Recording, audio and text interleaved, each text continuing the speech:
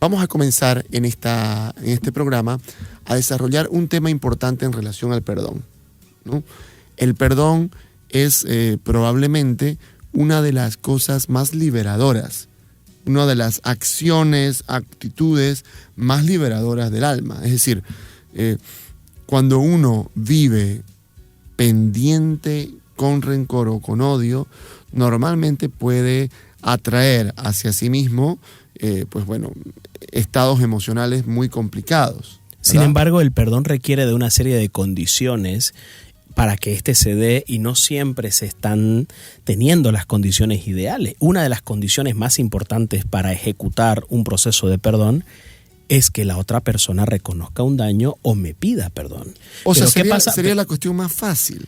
Sí, claro, digo, las condiciones ideales quiero decir, claro, ¿no? Las condiciones ideales es la persona que me hirió reconoce el daño y me pide disculpas. Esa es una condición ideal, me facilita el proceso de perdón. Pero vamos a hablar un poco sobre los procesos de perdón que se ejecutan o que no se ejecutan cuando no hay ese tipo de condición ideal. Porque finalmente el perdón, como cualquier disposición interior, emociones, sentimientos o pensamientos, finalmente también ocurren en mí. Y obviamente yo necesito conectarme con eso que siento y ver qué hago yo, porque me pasa a mí. Es decir, sí, claro, si yo no me hago cargo de lo que me pasa a mí, probablemente nadie podrá hacerse cargo. Pero, como decís vos, frente a un vínculo, el tema es cómo mantener el vínculo, o más bien, ¿será posible mantener un vínculo saludable si no hay perdón luego de una ofensa? Ahora, también hay perdón sin reconciliación. Es decir, quizás no quiero continuar con ese vínculo, quizás pensemos en una expareja, por ejemplo, no deseo seguir interactuando con esta persona ni física ni digitalmente, pero a lo mejor hay un proceso de perdón que debo hacer por mi propio bien, por mi propia vida, para que esto no me siga perjudicando vínculos posteriores. Entonces, no todo perdón implica la reparación del vínculo en sí mismo o la reconciliación o el retomar el contacto de alguna forma. Y sin embargo, toda reconciliación necesita perdón. Correcto. Sí hay perdón sin reconciliación, pero la reconciliación sin perdón deja mucho que desear. Va a terminar teniendo dificultades. No es una reconciliación real. Claro. No termina siendo una nueva manera de funcionar, de estar, de amarnos, si no hay la posibilidad de hablar de lo que me pasó a mí, que fui afectado por algo que vos hiciste y que vos te hagas cargo. Pero bueno, hablemos en todo caso del escenario que decís vos, en el que una persona comete algo complejo, difícil, o ha cometido dañino, muchas veces en mi historia, correcto, cuando yo era niño, por ejemplo. Y entonces, de alguna manera yo me di cuenta, en algún punto de la vida me di cuenta, quizás siendo niño no me di cuenta, pero en la adolescencia, que es cuando más sucede esto, yo empiezo a tomar conciencia y empiezo a darme cuenta que hubieron acciones que no estaban bien. Incluso hay hermanos que empiezan a charlar de eso, de la vida familiar que tuvieron, y empiezan a decir, oye, sí, mamá se comportaba así, o sí, papá hacía esto, ¿no? Sí, hacía esto. Es como que empiezan a entrar en razón ya en la vida adulta, diciendo, identificando, tipificando algún comportamiento que quizás no estuvo del todo bien, que cuando yo era niño no lo podía identificar y por tanto no me podía defender con todas las letras, pero ahora siendo adulto lo identifico y de pronto es como que empiezan a tener sentido muchas cosas en mi propia vida a partir de ese proceso de reflexión, de darme cuenta. La pregunta o una pregunta interesante es, ¿por qué el que no pide perdón no pide perdón? ¿No? ¿Cuáles pueden ser razones de que una persona no se haga cargo de lo que cometió o se puede hacer cargo pero no pide perdón? No pide disculpas, por lo menos, que bueno, viste que hay una diferencia entre disculpar y perdonar, no es exactamente lo mismo. Disculpar viene de quitar la culpa. O sea, hay gente que se disculpa para no sentirse culpable. Pero entonces, razones. Por ejemplo, una razón puede estar en consonancia con el estilo del vínculo. A ver, si yo tengo un vínculo muy competitivo, ¿no? Perdonar me va a hacer ver menos. o me va a hacer sentir que pierdo, que me pongo por debajito de vos.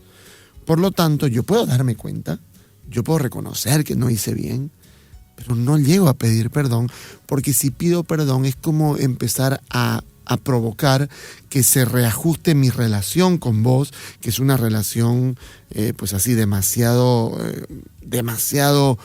horizontal, por así decirlo, que es competitiva. Y por lo tanto no pido perdón porque no quiero que la relación funcione a favor tuyo. La segunda razón obvia, vamos a decir así, quiero descartar esta rápidamente, es porque esta persona no está en el plano terrenal. Es decir, esta persona no está disponible. ¿Y la muerte lo sorprendió?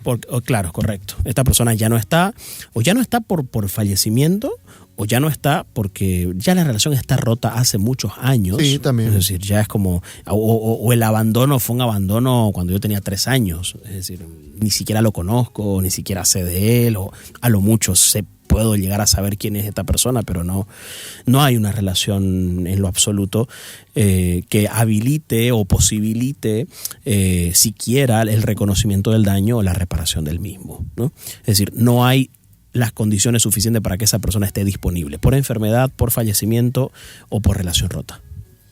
Sí, otra razón posible es que no lo ve, no cree que hizo mal. No se da cuenta, no ve el daño y simplemente no logra conectar con el error, no se da cuenta, ya sea porque no le conviene, si querés, o de verdad, no, en la lógica que esta persona tiene. Por ejemplo, está la justicia como primer lugar, y entonces no me parece injusto porque vos, ¿no? Y cuando empiezo a no darme cuenta... Yo ahí haría una distinción. No es lo mismo el que no ve que el que se justifica. Ya. El que no lo ve puede no recordar eso de la misma forma. No, ¿cómo? No, eso no fue así. No, te estás equivocando. O sea, pero a ver, el que se justifica, no lo ve tampoco. O quizás lo ve, pero no lo quiere reconocer.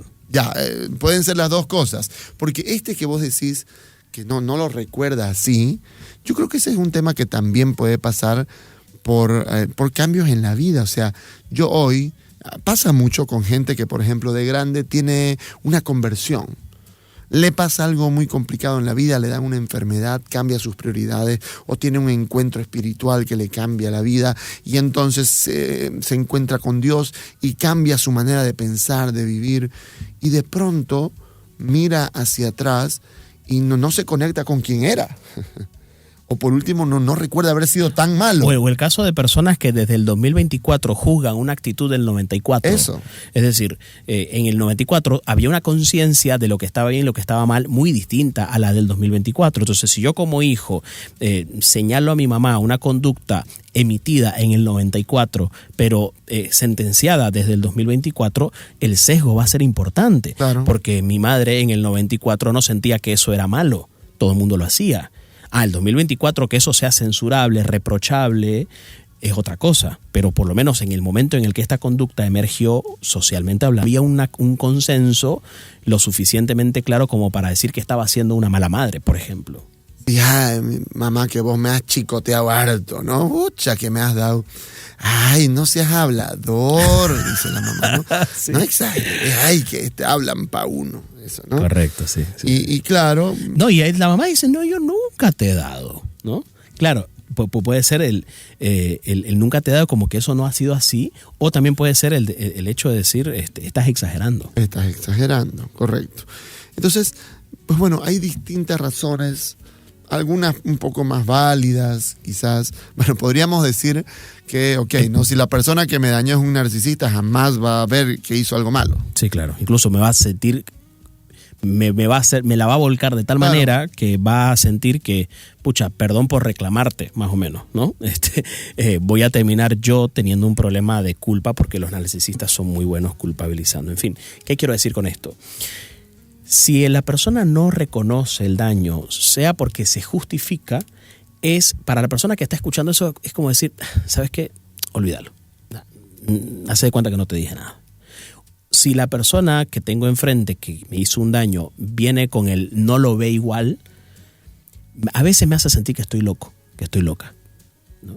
Porque es como, necesito y buscar, me invalida, ¿no? y claro, necesito que alguien más me diga si yo estoy bien al recordar esto. Por eso es que hay hermanos que terminan hablando entre ellos. Para decir, ok, mira, tuve esta charla con mamá y de pronto, no sé, como que no lo vio, no lo registró, pero sácame de duda. Esto pasaba, ¿no? Así era la cosa, ¿no? O sea, decime que no estoy loca, más o menos, ¿no? Y obviamente eso también genera daño. El problema es que el no reconocimiento del daño y el exponerme a que la persona que me dañó no lo reconozca, sigue dañándome. Pensemos en casos específicos. Por ejemplo, casos donde por distintas razones hay un hijo que fue muchísimo más atendido que los otros, ¿no? De pronto los demás dicen es el adulado, es pues el mimado de mamá, y cuando en la vida adulta algunos quieren hablar de esa situación, la mamá se niega, dice, no, yo siempre los quise por igual, lo que pasa es que tu hermano me necesitaba más, por ejemplo, ¿no?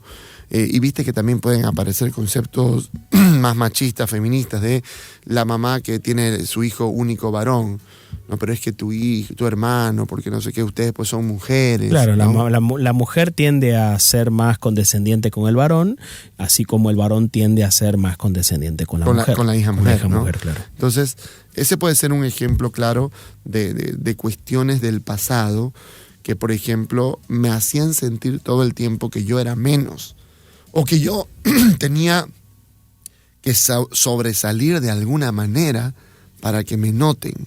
Claro. ¿No? Y mucha gente sobresalió siendo muy buena o haciendo cosas muy buenas.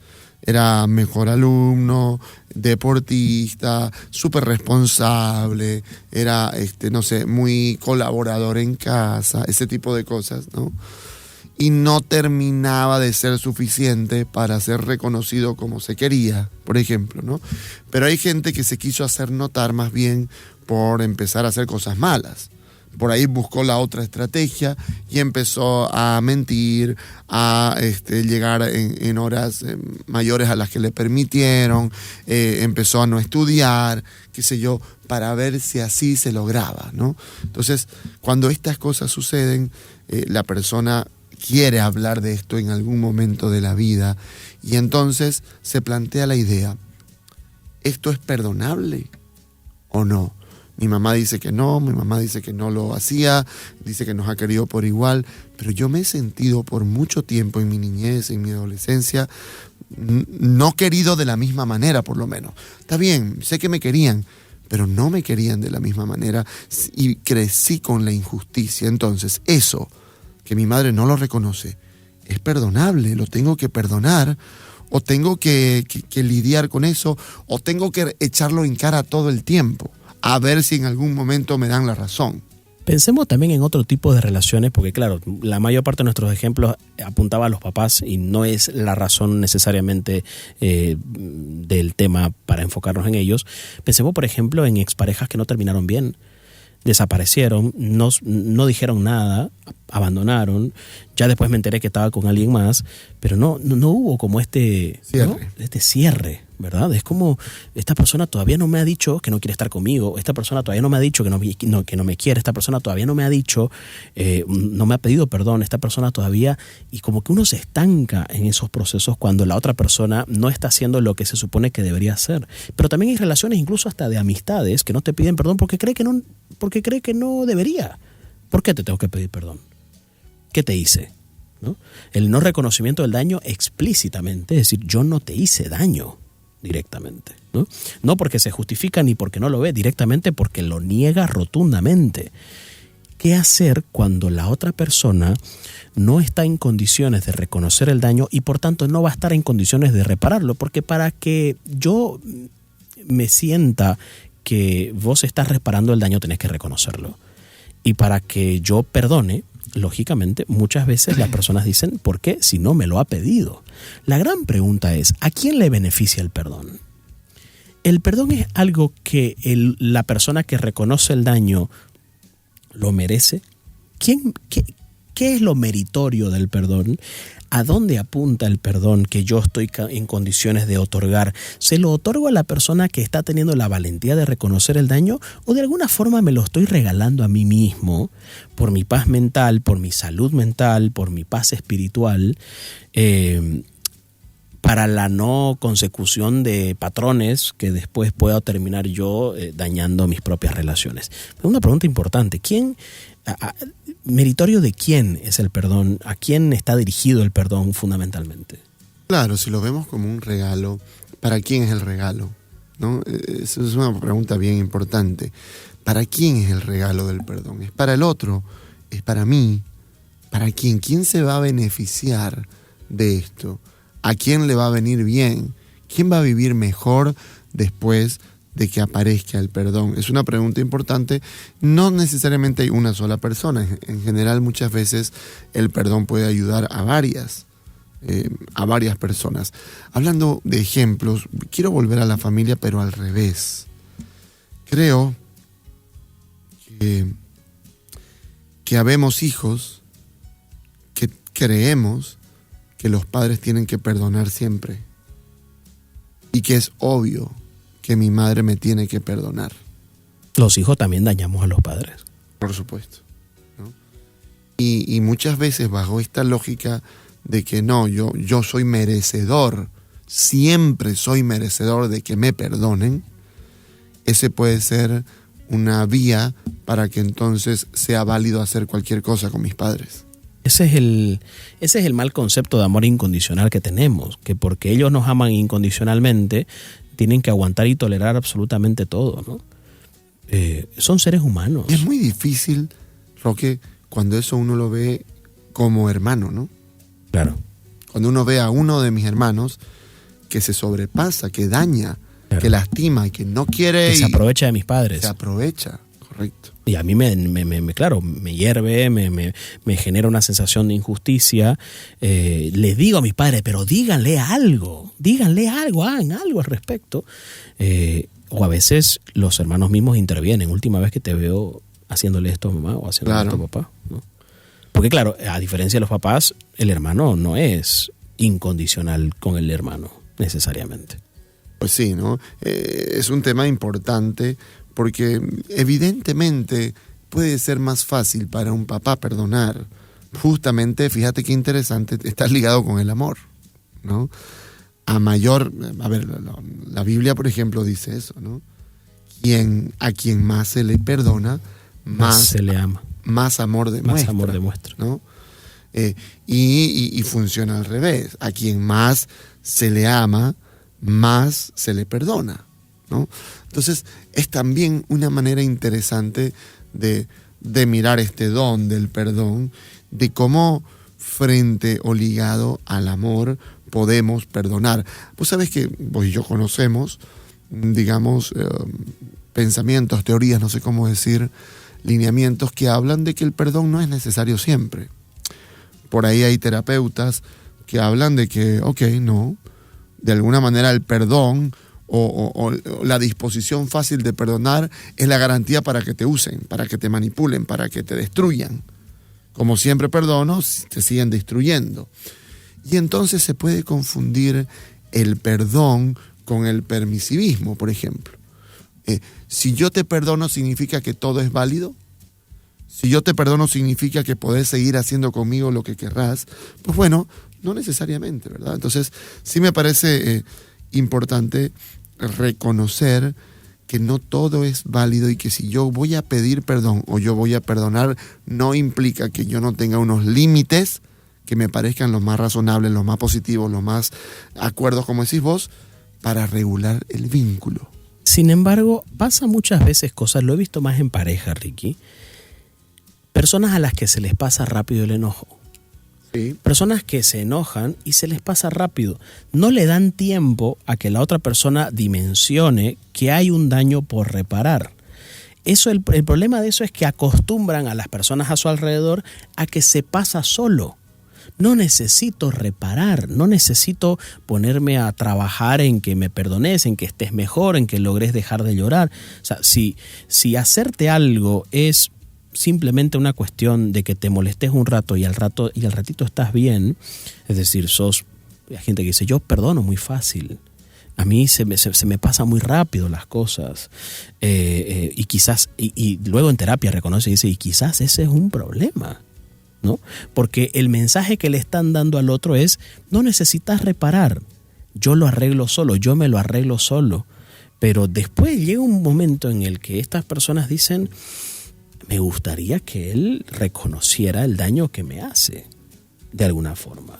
Entonces sí es importante replantearse un poco cómo yo manifiesto mi inconformidad, mi desagrado, mi molestia, mi dolor delante de alguien que no me está reparando, y no solamente no me repara por sus características individuales, que dicho sea de paso seguramente deben estar ahí, sino que también no repara porque hay algo que yo estoy comunicando que no está favoreciendo eso de alguna manera.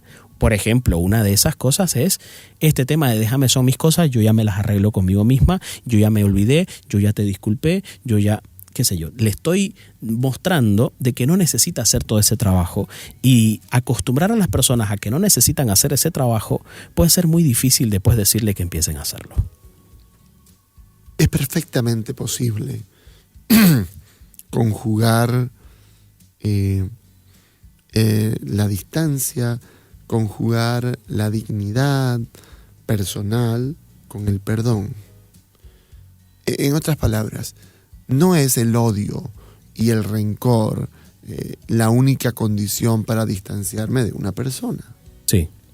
O sea, a ver, yo hace tiempo, esto a veces lo digo con tristeza, he renunciado, de primera instancia por lo menos, a que la gente se va a separar bien. ¿Okay? Porque aunque yo he intentado muchas veces a quienes el caso ameritaba invitarlos a que tengan una separación positiva en función de los hijos, realmente no es sencillo, es muy difícil precisamente porque hay mucha confusión entre el reconocimiento del bien, el reconocimiento de lo correcto, de lo mejor para todos, y el sentimiento. O sea, el estar bien muchas veces se confunde con lo bueno, con hacer el bien.